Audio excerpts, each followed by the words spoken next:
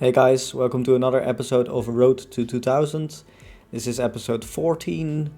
Last game we had a bit of a difficult game. However, we did manage to win in the end, but not my best game on this series. We are 1037 right now, so we are slowly climbing towards the 2000. And yeah, let's just play another 10-0 match. Playing against a 1033 rated player, and this time I am playing with the black pieces, going for a Caro-Kann. Yeah.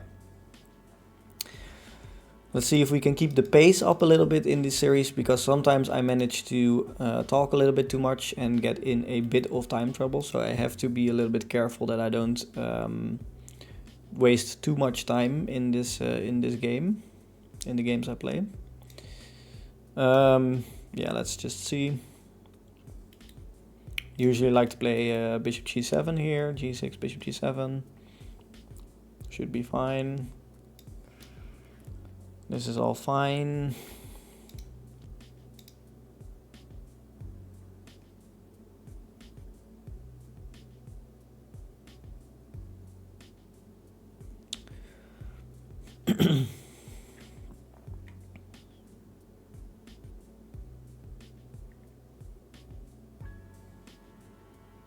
Usually as white, what you like to do here is play for c4 usually, or queen b3, which are pretty good lines in this opening. This, however, is not very good. I don't think you're supposed to play this way. How do I punish it though? I guess I can go here and maybe go for some threats along this line. Let me just castle first. And maybe we'll be able to target this weak e-pawn in the long run, because this pawn should not be here like this. He should develop his pieces, of course, first, and then castle, and maybe then you can go for some crazy pawn moves, but this should be way too soon. So after a move like rook e8, I already threatened to take it, and after queen e7, I don't really think there's a whole lot of ways for him to defend it in the long run. So let's see. He plays queen f3. Yeah, I mean, I don't really think this move does a whole lot. Let's see, let's just go for my plan to go rook e8, or should I bring up my bishop first? Yeah, maybe I'll bring up my bishop first. I don't really dislike this idea. There's push though, but I can take a pawn and maybe reroute. Well, I don't really know if I can take that pawn without getting trapped or somehow. Yeah, he offers a bishop trade, which is an option.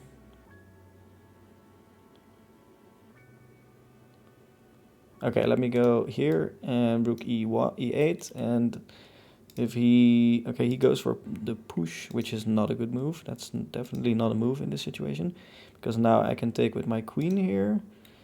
If he brings out his rook, I can maybe go somewhere like here. Also in the long run, I have ideas to play f5 or something. Okay, there is this, but yeah, like I mentioned, let's just pin the knight. Want to play f5, going for my dark squared bishop and trying to take this somehow, or maybe at least for now I can take here. He has to probably defend this somehow, which isn't very easy to do. And this pawn is of course still pretty weak. Let's go for f5. He can push maybe, which is a little bit annoying actually. Maybe I shouldn't have allowed that, but okay.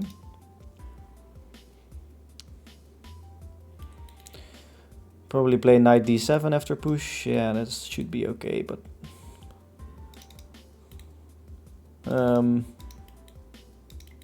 there, and bishop here. Yeah. This knight is weak, of course, but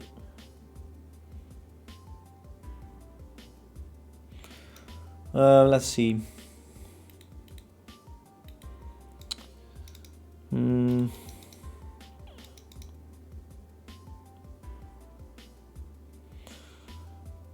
Let's see, what do we do here? Maybe I'll go for knight c5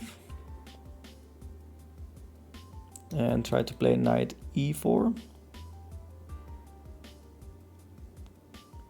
Yeah, this doesn't really scare me either. Now I'm lining up a discovered attack, of course, discovered check, which would be pretty dangerous, I think.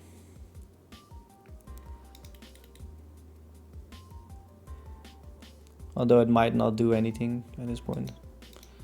Yeah, so I got the discover check, but I don't really know if it does anything, to be fair. But yeah,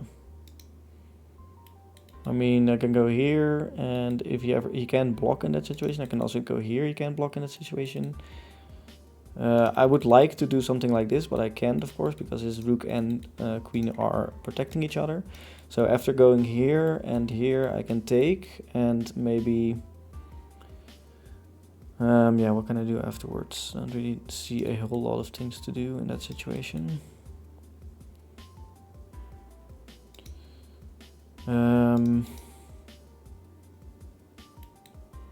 Yeah, let's just give this check.